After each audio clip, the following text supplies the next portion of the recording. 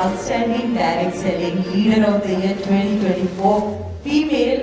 And without any delay, I would like to announce the name, a sweet and very beautiful Miss Achal Garg. Come on everyone! तो ma'am शुरू करते हैं one of a kind talk show की, fame show. और पहला question मैं यही पूछूंगी कि सब बोलते हैं कि वुमेन जो हैं वो बढ़ चढ़कर डायरेक्ट सेलिंग में हिस्सा लेती हैं। क्या आपको लगता है, क्योंकि आप फील्ड में करते हैं, कि हम आंकड़ों पे नहीं जाते, रियलिटी में क्या फीमेल हैं फीमेल पार्टिसिपेशन ज़्यादा है डायरेक्ट सेलिंग? नहीं है मैम, उतना नहीं है जितना डाटा बोलता है। तो उसका क्या रीज़न है, क्यों औरतें आगे नहीं आती? इतना अच्छा ये व्यवसाय है, सारे सब तरह की फ्रीडम है। देखिए यहाँ पे मोस्टली तो जेंट्स बैठे, लेडीज कितनी है जरा हैंड रेज करेंगी?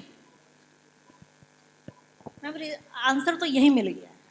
नहीं तो उसका कारण, उसका रीजन ये है मैम, क्योंकि जो लेडीज होती हैं वो बचपन से, देखिए सबसे बड़ी ड्रीमर, मैं कहती हूँ जितने इस हॉल में लोग बैठे हैं, अगर ड्रीमर की बात करेंगे तो सबसे बड़ी ड्रीमर एक गर्ल चाइल्ड होती है, एक फीमेल सबसे बड़ी ड्रीमर होती है। बट बचपन से उसके सपनों को मार दिया जाता है। पहले पेरेंट्स, दादी नानी क्या करती हैं, उसके सपनों को उजागर करती हैं। बचपन से उसको एक सपना दिया जाता है कि तुम बड़ी हो जाओगी, एक घोड़े पे सवार होकर राजकुमार आएगा, तुम्हारे सारे सपनों को पूरा करेगा। धत साला पूरा करता है क्या कोई? वो आजकल का यूथ अपना सपना पूरा कर ले अपनी घरवाली का तो बाद में करेगा, ठीक है? तो ये सपना जो एक लेडी को बचपन से ही सिखा दिया जाता है, तो उसको पहले दिन से ही डिपेंडेंट बना दिया जाता है एक आदमी के ऊपर। ये सबसे बड़ा ड्रॉबैक है। और दूसरा ये है कि मैम जब सपने बड़े होते चले जाते हैं, लेडीज को ही हमेशा कंप्रोमाइज अपनी फैमिली में करना पड़ता है। बचपन में अपने भाई बहनों के लिए, अपने पेरेंट्स के लिए, फिर सोचती है कि शायद मेरी शादी हो जाएगी तो मेरा जो लाइफ पार्टनर है उसके साथ उन दोनों की ट्यूनिंग भी बनती है, बस कहीं ना कहीं उनकी फैमिली की वजह से भी। फिर आगे बच्चे हो जाते हैं उनकी। एक लेडी अपनी कोई भी रिस्पॉन्सिबिलिटी, मैम फैमिली की रिस्पॉन्सिबिलिटी को हमेशा प्रायोरिटी पे रखती है, उसको नहीं छोड़ सकती। और आपने जैसे कहा कि क्योंकि अदर फील्ड में भी आजकल लेडीज़ जा रही हैं। अभी हमारी 2-3 दिन पहले सोसाइटी में एक मिसहैप हुआ, एक आग लगी, तो बड़ी अच्छा भी लगा ये देख के कि जो 5 ग्रेड आई उसमें 3 गर्ल्स आई जो जान बचाने आई। तो बड़ा अच्छा लगा कि एक तो रात के समय पे आई और उसमें भी 3 गर्ल आई। तो यानी कि लेडीज जेंट्स से आगे तो हैं कि नहीं है? यार लेडीज तो ताली बजाओ। देखो जितनी यहाँ 8-10 या 15 लेडीज हैं, इन सब पे भारी होनी चाहिए। बात अपनी बात का जो वजूद है ना, वो तब स्ट्रांग बनेगा हमारा। क्योंकि जो आप लोग यहाँ बैठी हैं, 8 से 10 लेडीज भी हम लोग यहाँ पे अगर बैठी हैं ना, तो इन सबसे हम ऊपर हैं, ये सबसे पहले हमें मानना है। क्योंकि वो डिसीजन हम अपनी सारी रिस्पॉन्सिबिलिटीज को लेते हुए हमने अपने बारे में यहाँ पे सोचना शुरू किया है। तो मैम बस आज की लेडीज सोचती हैं, सपना भी है, बस उनको एक स्टेप फॉरवर्ड करने की ज़रूरत है कि हम अपनी फैमिली की सारी रिस्पॉन्सिबिलिटीज करते हुए कुछ टाइम अपने सपनों को भी दें। और जिसने अपने सपने को वो उड़ान दे दी, तो मैम वो अपनी फैमिली के सारे सपने को पूरा करने की हिम्मत रखती है एक लेडी। मैम आप क्या एक बड़ा मैसेज देंगे जो लेडीज़ सोचती हैं कि हमारी सोशल रिस्पॉन्सिबिलिटी, फैमिली की रिस्पॉन्सिबिलिटी है, उस वजह से वो आगे नहीं बढ़ती हैं? उनको एक क्या लाइन में आप मोटिवेट करना चाहेंगी कि वो भी अपना करियर फॉलो करें? मैम देखिए, कोई रिस्पॉन्सिबिलिटी आड़े नहीं आती। क्योंकि अगर एक रिस्पॉन्सिबिलिटी में मैं कंपैरिजन कर दूं तो एक लड़के के ऊपर शायद ज़्यादा रिस्पॉन्सिबिलिटी आ जाती है, और उसका रूप चेंजेस हम तब देख लेते हैं कि एक लड़का जब अनमैरिड होता है, उसके बिहेव में, उसके चाल चलन में बहुत अंतर होता है, अपना उसका लाइफ स्टाइल अलग होता है। बट जैसे ही उसकी शादी होती है, उसको एक अपने अंदर से एक रिस्पॉन्सिबिलिटी आ जाती है कि मेरे साथ एक पार्टनर जुड़ गया है, मेरी रिस्पॉन्सिबिलिटी बढ़ गई है। आगे बच्चे हो जाते हैं, फिर रिस्पॉन्सिबिलिटी बढ़ जाती है।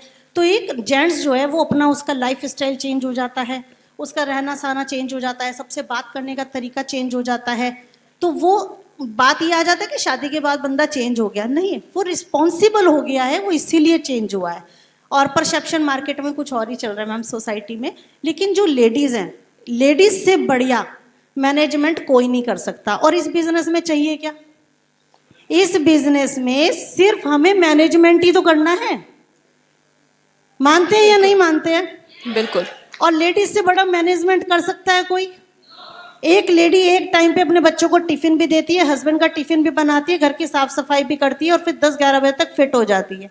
जितने यहाँ जेंट्स बैठे हैं, अगर उनके साथ उनकी लाइफ पार्टनर ना हो, ना वो मैनेजमेंट करे, तो इनमें से एक भी सूट बूट में बैठ नहीं सकता। मार्केट में तो निकलने की बात छोड़ो। तो लेडीज परिवार का भी बैकबोन है और हमें अब इस इंडस्ट्री का बैकबोन बनना है, राइट। तो ये लेडीज वाकई में ही, ये जो इंडस्ट्री है हमारी इतनी ब्यूटीफुल है। एक लेडी को ना मैम सुबह से शाम तक वो काम कर ले, कोई उसको मान सम्मान या कोई सराहता है क्या फैमिली में? मतलब एक कहावत है कि एक गांव में एक औरत ने 10 भैंस थी उसके घर, उसने सफाई करी, उसको नहलाया, किसी की पूंछ साफ कर दी, किसी का मुंह साफ कर दिया, शाम को ससुराल में कहा गया तूने करा ही क्या, क्योंकि कंप्लीट एक भी नहीं हुई। तो ये इंडस्ट्री इतनी ब्यूटीफुल है और मैंने पर्सनली भी फील किया है कि मतलब सपने मेरे बचपन से बड़े थे और मान सम्मान को लेके ज़्यादा थे, तो वो मान सम्मान कहीं ना कहीं मेरा मिस हो रहा था। मेरे जो मैं एम्बिशियस थी वो मेरे एम्बिशियस पूरे नहीं हो रहे थे, क्योंकि वही फैमिली की रिस्पॉन्सिबिलिटीज़।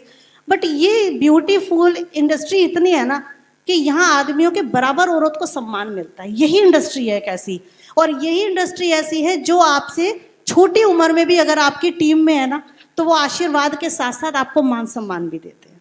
तो बहुत ब्यूटीफुल है और लेडीज़ के लिए बिल्कुल सेफ है। आप ये देखिए कि इतनी सेफ इंडस्ट्री अभी तक तो मार्केट में अवेलेबल नहीं है। ये इंडस्ट्री लेडीज़ के लिए 110% सेफ है, मान सम्मान के साथ है, अपनी रिस्पॉन्सिबिलिटीज़ को पूरा करते हुए वो इस फील्ड में आगे बढ़ सकती है, क्योंकि फैमिली भी डिस्टर्ब नहीं है ना। हमारी मन मर्जी का काम है, 2 घंटे करो, 4 घंटे करो, हफ्ते में 1 दिन करो, है ना। सब चीज़ें मैनेजमेंट करते हुए हम इसमें स्टेप बाय स्टेप हम आगे बढ़ सकते हैं। चलिए मैम, नेक्स्ट क्वेश्चन जी हम पूछते हैं आपसे, प्रोडक्ट नॉलेज कितनी ज़रूरी है इस बिजनेस के लिए?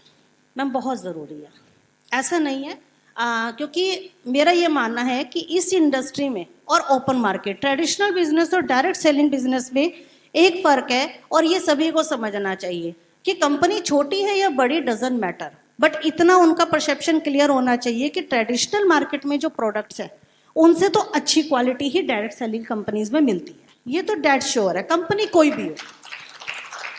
अब दूसरा होता है कि क्वालिटी, क्योंकि हम जो बेचते हैं, मैम मान लीजिए मैं आपके पास आई, आपसे मेरे पर्सनल रिलेशन है, आपने मुझसे कहने से एक बार प्रोडक्ट ले भी लिए, बट अगर प्रोडक्ट की वाकई में क्वालिटी बढ़िया होगी तो आपको मुझे दोबारा से कुछ कहने की ज़रूरत नहीं है। आप जब जब वो प्रोडक्ट अपने घर में यूज़ करेंगे तो मुझे याद करेंगे, और वो प्रोडक्ट खराब हो गया, खराब निकल गया तो 10 गाली देंगे, है ना। तो हमें ये भी डिपेंड होता है प्रोडक्ट की क्वालिटी से कि प्रोडक्ट जिसको हमने दिया वो यूज़ करते हुए हमें अच्छाई में याद कर रहा है या बुराई में याद कर रहा है, वो ज़रूरी है। तो मेरी नज़र में प्रोडक्ट की क्वालिटी बहुत मायने रखती है कि अच्छी क्वालिटी होनी चाहिए। बड़ी और स्टेबल इनकम पाने के लिए 3 कौन से स्टेप्स हैं जो ज़रूरी होने चाहिए? मैम जितना मैंने इस इंडस्ट्री में अभी तक अपने मेंटोर, अपने गुरुओं से सीखा है, और जो कुछ भी करते करते हम भी उस पे पहुँचे हैं कि आज इस ओपन मंच पे मुझे मौका मिला है, तो 3 स्टेप मैम छोटी इनकम से बड़ी इनकम बनाने में, मैं कहूँगी रातों रात तो बड़ी इनकम नहीं बनती है। और जो प्लेटफॉर्म ये बोलते हैं कि आप इतने दो रातों रात करोड़पति बन जाओ, तो वहाँ से तो तुरंत दूर ही हो जाओ। इसमें मैम 3 स्टेप ये हैं कि एक तो आपको सबसे पहले डिसिप्लिन हमें फॉलो करना पड़ेगा। अगर हमने, जैसे सर ने भी बताया था और बहुत सारे मोटिवेशनल स्पीकर भी बताते हैं जिन्होंने इस इंडस्ट्री में काम किया है, तो सबसे पहले तो ये होता है कि हमें एक डिसिप्लिन बनाना ही पड़ेगा। अगर हमने 2 घंटे अपने डिसाइड किए हैं कि हमें 2 घंटे वर्क करना है, तो वो करना है। ऐसा नहीं है कि आज चलो हमारे सर में दर्द हो गया, आज पैर में दर्द हो गया, आज फूफा के यहाँ जाना, आज बुआ के यहाँ जाना, वो एक्सक्यूज़ नहीं होने चाहिए। कंटिन्यू हमें अपने डिसिप्लिन में रहना चाहिए। दूसरा, कंटिन्यू एफर्ट्स करते रहना चाहिए। ऐसा नहीं कि मार्केट है ये तो ना भी सुनने की आदत होनी चाहिए। और as a lady being, ladies को सबसे ज़्यादा ना सुनने की आदत होती है। तो हमारे एक कहावत है ना कि 2 घड़े होते हैं, या तो हाँ और ना का, तो हम कोशिश करते हैं पहले ना वाली भर जाए, तो उसे ना वाली जितनी जल्दी भरेगी उसके बाद हाँ वाली भरेगी, लेकिन वो ना वाली भी कंटिन्यू एफर्ट्स से भरेगी। तो कंटिन्यू एफर्ट्स हो गया, डिसिप्लिन हो गया। और दूसरा है कि आप सिर्फ अपने लिए नहीं सोचें, आपको अपनी टीम में नीचे डुप्लीकेशन करना है। जब आप अपनी टीम को सक्सेसफुल बनाएंगे, टीम के चेक बड़े बनवाएंगे, तो सर अपने चेक के सोचने की ज़रूरत नहीं है। तो सबसे ज़्यादा है कि अपनी टीम से प्यार करो, और प्यार करके उनको बुज़दिल ना बनाओ, उनको अपंग ना बनाओ। कई लोग कहते हैं तेरी आईडी भी मैं लगा देता हूँ, तेरे चल दोनों टीम भी मैं ही चला देता हूँ, तो वो उसको अपंग बना रहा है। अपनी टीम को प्रॉपर एजुकेशन दो, उस एजुकेशन से उसको सीखो। जैसे सर ने बहुत अच्छी बात करी कि हाँ हूँ ही ये होता है हमारे यहाँ, तो हल्ले से शोर मचाने से टीम का घर नहीं चलेगा। सर का बिल्कुल कहना सही है कि जितना मोटिवेशन देंगे इस हॉल के बाहर जाके वो मोटिवेशन भाग जाएगा। एक बीवी का कॉल भी आ गया ना, जितने मोटिवेशन यहाँ से होंगे मैं ये कर दूंगा वो कर दूंगा, बाहर जाके बीवी का कॉल आ जाएगा, कहाँ रहेगा, इतनी देर हो गई है, मेरे बस का नहीं है तुम्हारे लिए रात को 11-12 बजे तक खाना बनाना। वो मोटिवेशन कहाँ हो जाएगा, फूस, अरे यार पता नहीं किस ट्रेनर के चक्कर में पड़ गया था, हा हुल्ला कर दिया, साला घर के सांप पे निमटते नहीं तो मैं काम कैसे करूंगा। होता है कि नहीं? देखो अगर मतलब एग्री कर रहे हो तो थोड़ा रिस्पॉन्स भी दो तो मजा आएगा। तो सर ने बिल्कुल सही बात कही है कि मोटिवेशन से घर नहीं चलता है, एजुकेशन से घर चलता है। तो थर्ड पॉइंट मेरा सर एजुकेशन ही है कि हमें अपनी टीम को भी प्रॉपर एजुकेशन देनी चाहिए। एक मैम लास्ट क्वेश्चन में पूछना चाहूँगी कि अभी आप इतने सक्सेसफुल हो, आपका टीम साइज भी बढ़ गया है, जब आप पहले इस इंडस्ट्री में आए थे तब क्या एक बड़ा चैलेंज था और अब क्या एक बड़ा चैलेंज है? मैम मैं पर्सनली बात करूं, इसमें पर्सनली बताना? हाँ बिल्कुल बिल्कुल। तो पर्सनल बात करूं तो जैसे बाय एजुकेशन की बात करें तो आई एम लॉ ग्रेजुएट और बहुत सारी डिग्री है, BA LLB B.Ed B.Liv all the first class. तो मैं स्टार्टिंग में जैसे जॉब की तलाश करती थी क्योंकि मेरी फैमिली भी सर्विस क्लास थी, तो जब जॉब लगती नहीं, और जनरल कास्ट वालों के लिए वैसे भी जॉब नहीं है, ठीक है, तो जॉब लगी नहीं। उसके बाद मुझे इस ब्यूटीफुल इंडस्ट्री के बारे में पता चला और मेन के सपने पूरे हो सकते हैं। मैं इस इंडस्ट्री में आई तो मैम बाहर वालों की तो छोड़ो, अपनी फैमिली वाले कहते हैं धक्के खाने जा रही है। प्रॉपरली लेडीज के लिए साफ, छोटे बच्चों को छोड़ के कहाँ धक्के खाती फिर रही है, ये तुम्हारा बस का काम नहीं है। क्या तुम लोगों को जोड़ने का काम कर रहे हो, क्या चेन बनाने का काम कर रहे हो? लेकिन जो वो चैलेंज आते हैं ना मैम, अगर हम डगमगा गए तो कुछ नहीं होगा, लेकिन हमने जब उसको पूरा किया अपनी एजुकेशन के साथ साथ उसको हम करते चले गए, धीरे धीरे प्रोग्रेस हुई।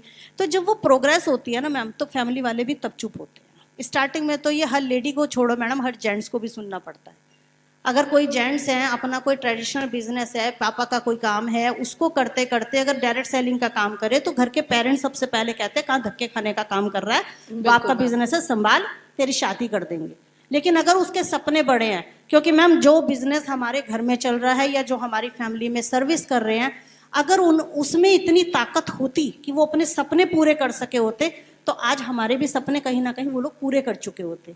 तो ये अपने ऊपर है कि अगर हमने अपना विजन देख लिया कि इस इंडस्ट्री में हमारे अपने सपने पूरे करने हैं, तो हमें कुछ चीज़ें तो चैलेंज के रूप में स्वीकार भी करनी पड़ेंगी और बियर भी करना पड़ता है। और लेडीज सबसे ज्यादा बियर भी करती है, तभी तो सहन शक्ति कही जाती है कि नहीं? बिल्कुल। धरती माता फटी, सीता मैया को अंदर ले लिया, और इतनी सहन शक्ति तभी हम धरती माँ को माता बोलते हैं, क्योंकि इतनी सहन शक्ति हो गई, इतना मतलब सब चीजें हम बियर करके इस इंडस्ट्री में हम आगे बढ़ जाते हैं। और जब मैम चेक बनने शुरू होते हैं, अपनी टीम का प्यार मिलता है, जब उसी सेमिनार में अपनी फैमिली वाले बैठे होते हैं और अपनी बीवी, अपनी बहू, अपने बेटी को बाहर के लोगों से सम्मान पाते हुए देखते हैं, तो एक ना एक दिन उन्हें चुप होना पड़ता है। मैंने ये personally feel. Very true ma'am. ये लास्ट राउंड है रैपिड फायर, एंड इसमें हम लोग ना आपको सिर्फ 1 वर्ड में जवाब देना है, ठीक है? तो प्लान और प्रोडक्ट क्या दिखाकर लोग सबसे ज्यादा और जल्दी ज्वाइन होते हैं? प्लान और प्रोडक्ट। प्लान। सबसे बड़ा चैलेंज क्या है? अपनी कंपनी को के प्रोडक्ट को बाकी कंपनी के प्रोडक्ट से अच्छा साबित करना या लोगों को डायरेक्ट सेलिंग के बारे में समझाना? इन दोनों में से सबसे बड़ा चैलेंज क्या है? डायरेक्ट सेलिंग को समझाना। परसेप्शन चेंज करना पड़ेगा, है ना?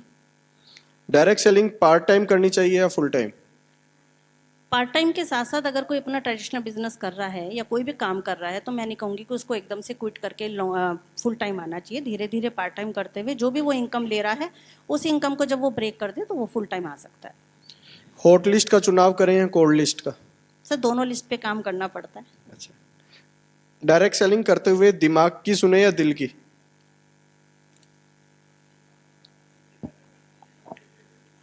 सर मैं तो दिल की सुनती हूँ। एक और पूछ। दिल की सुनने वाले सक्सेसफुल होते हैं। मैम सक्सेस का तो पता नहीं, बस मैं दिल के सुनती हूँ, क्योंकि दिमाग से षड्यंत्र रचे रहते हैं, दिल से काम किया जाता है। क्या बात है। Thank you ma'am, thank you very much. Thank you ma'am.